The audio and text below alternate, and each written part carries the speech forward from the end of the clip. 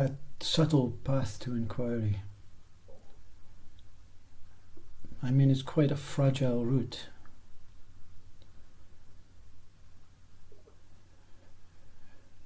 That's why only the calm, peaceful,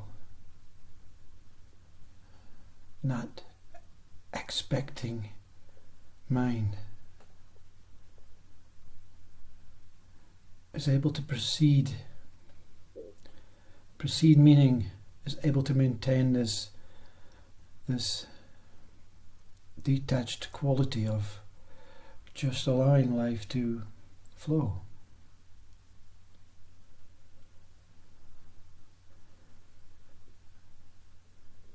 You see, what we're looking for in inquiry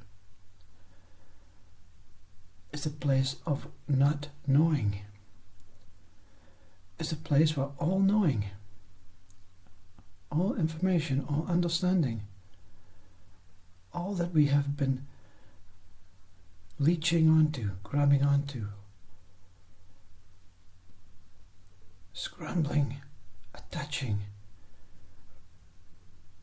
for fear of if it drops, if it goes,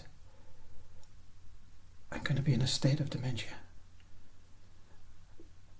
I'm going to lose everything that this mind has worked hard for. It is not feasible. It is not possible.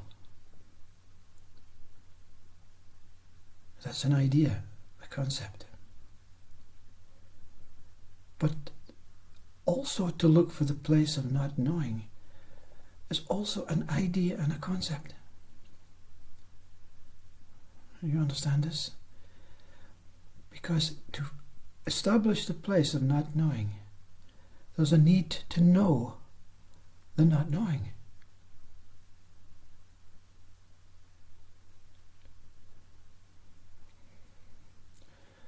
That's how fragile it is. That's why the mind has to be truly, truly accepting and trusting of what is coming. And with an inability or a total ability to say, whatever comes, let it go. If God comes in a chariot with 7 white horses and says, hello, you, I must bow, not get excited, not go into any expectation, and allow it to pass, and not take that memory with me and share it. It's like the wind. When the wind blows in our face, do we want to keep it? It's a sensation. It's an experience. We give it a name. We give it the name wind. We give it the name sensation. We give our name as the one that experienced it. But what took place was an experience of something that you seem to be existing as, and encountering something that is sensational. A breeze.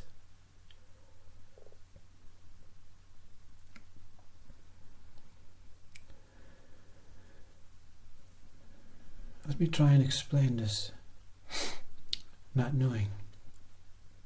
And how will it arise if I want to know where it is? And that's the wrong way to go. And the other wrong way to go is to know. So the knowing and the not knowing are not the ways to establish that what cannot be known. I don't get it, you see. Your mind cannot get it. Because there's an expectation to find a result, an outcome, so that I can share it. I can tell the world, yeah, I saw God. This is how it is. This is my egoistic way. This is what we're here for. To experience the unknown and then to reveal it. How stupid and foolish is that?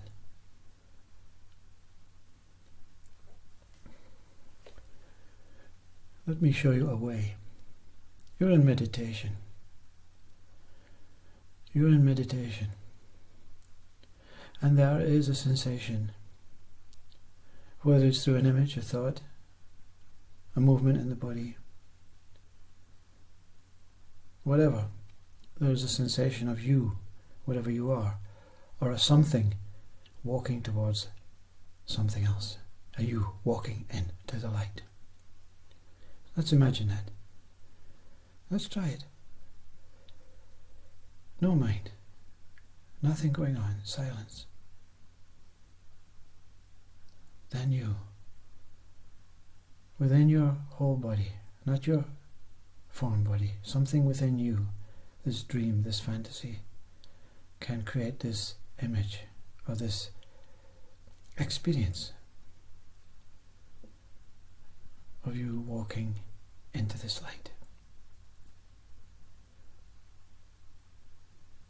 And in this walking, what happens when the speaker says, it's not you that's walking into the light, it's the light that is moving towards you? Can this be experienced?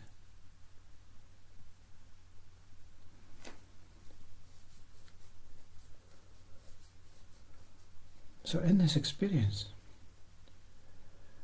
let's move this situation back and forward, back and forth. You walk into the light. Then, slowly the light walks into you. You walk into the light. The light walks into you. You walk into the light. The light walks into you. How long can this go before something ceases? Both walkers cease. Both become detached of what they are. You don't know if you're the walker or the light. Something merges. That's why truth is not an unopposing state. Truth will not be found going down the path of happiness, because there's a you going down the path of happiness. But when it's imagined that happiness is walking to you, and you meet, with no planned date, time, arranged experience, you become one. Happiness becomes one. You and happiness merge, and your name goes, happiness goes. Something remains. That what remains is not known. That what remains is not known. That's why Christ says, I am is the way. I am is not a you, and it's not a way. It's the isness about I am that is the way. The isness means moving to and fro. I am the way. The way. I am. I am the way. The way I am. I am the way. The way I am.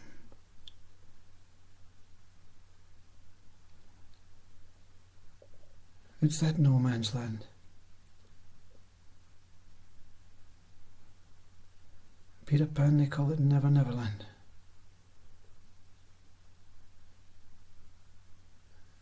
It's a land where that meeting, that place where it cannot remain permanent in your day-to-day existence as a human. But within that space, within that not knowing, well, you be that. You go there.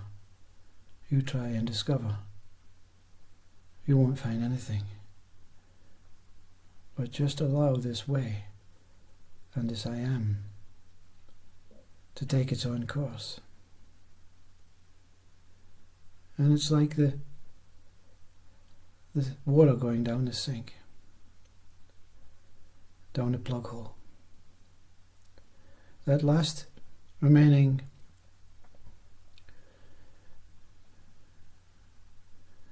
cup full of water doesn't go down the plug hole like the rest of the water. It seems to circulate and wait and balance itself out, and then in one surge, gone into the unknown. And that unknown is beyond all mind's knowing. And therefore you come, return, clamber up this plug hole and see. Wow. And everyone says, where have you been? You look different. You look changed. You look something magical about you. And you say, oh yeah. Thank you.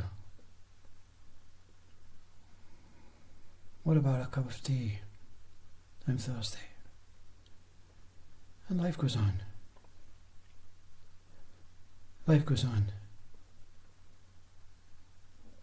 Not in a dementia state. You laugh within, you giggle. You've been kissed by that Almighty and put back to be a beacon of light for consciousness and God as one.